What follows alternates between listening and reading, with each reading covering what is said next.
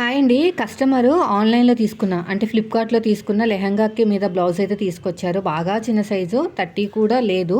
అయితే ఇక్కడ patch work లాగా వేయమన్నారు. మనకి టైం కూడా లేదనమాట. చాలా సింపుల్‌గా నేను వేసేసాను. మొత్తం బ్లౌజ్ అంతా రెడీ అయిన తర్వాత మనం మార్కింగ్ వేసుకోవాలన్నమాట. ఎక్కడికి ఎలా కావాలి అనేది. దాన్ని బట్టి canvas, lining cloth, original cloth 3 తీసేసుకొని ఐరన్ చేసేసుకున్నానండి. లేదంటే గమ్ పెట్టి జాయిన్ చేసుకున్నాను. మిషన్ మీద జాయిన్ చేసుకున్నా పర్లేదు.